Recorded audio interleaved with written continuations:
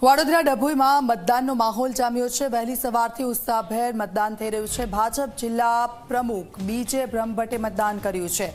જંગી મતથી ભાજપ ઉમેદવારોના જીતની આશા વ્યક્ત કરી છે। કહ્યું કે 1-2 સીટ છોડીને તમામ સીટ પર કંટ્રોલ ડેમેજ કર્યું।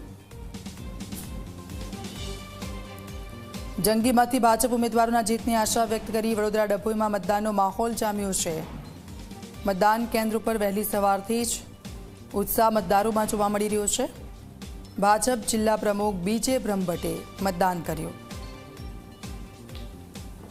ગુજરાતમાં આજે વહેલી સવારથી જ સ્થાનિક સ્વરાજ્યની ચૂંટણીનું મતદાન શરૂ થઈ ગયું છે, ત્યારે અનેક જિલ્લામાં હારે લોકોમાં જે ઉત્સાહ જોવા મળ્યો છે, અનેરો જોવા મળ્યો છે। ત્યારે વડોદરાના ડભોઈની જો વાત કરવામાં આવે તો વહેલી સવારથી જ કતારબંધ લાઇનમાં જે મતદારો છે પોતાના કિંમતી અને પવિત્ર મત પોતાના મનપસંદ ઉમેદવારને આપવા માટે આવ્યા છે। ત્યારે વડોદરાના જિલ્લા પ્રમુખ ભાજપના આપણી સાથે છે। બ્રહ્મભટ્ટ સાહેબ, શું કહેશો? જે પ્રકારથી ઉત્સાહ વહેલી સવારથી જોવા મળ્યો છે, કેટલો ઉત્સાહ છે અને આગામી સમયની અંદર આ 5 વાગ્યા સુધી 6 વાગ્યા સુધી કેટલું મતદાન થાય તો ભાજપને ફાયદો થાય?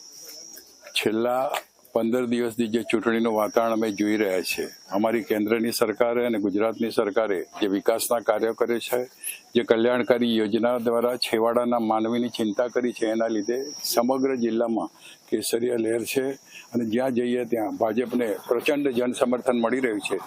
આજે વહેલી સવારથી જ મતદાન મથક પર લોકો મત આપવા માટે ઉમટી રહ્યા છે।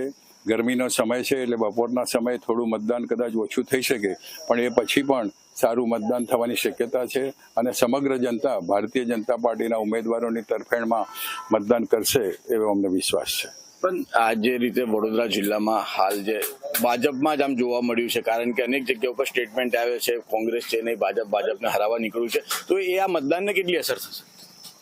ભાજપ વાળાને માટે એવું કહેવાય છે, બાકી દરેક પક્ષમાં જ્યારે ટિકિટનું વિતરણ થતું હોય ત્યારે અનેક દાવેદારો હોય, ટિકિટ એક જણને મળતી હોય છે, એટલે આવી થોડી જરા નારાજગીનું વાતાવરણ દરેક પક્ષમાં હોય છે। અત્યારે ભાજપ માટે કહે છે, બાકી ભાજપમાં અમારા સમગ્ર જિલ્લામાં 1-2 સીટને બાદ કરતા ક્યાંય નારાજગીનું વાતાવરણ નથી અને જે 1-2 સીટો પર હતું ત્યાં પણ અત્યારે ખૂબ સરસ સમાધાનથી વાતાવરણ સુંદર બનેલું છે।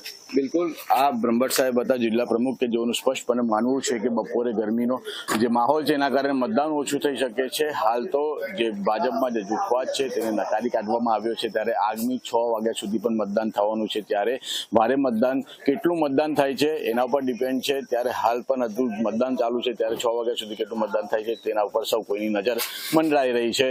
સહયોગી કેમેરા પર્સન સાથે ચિરાગ જોશી, ઝી મીડિયા, ડભોઈ, વડોદરા।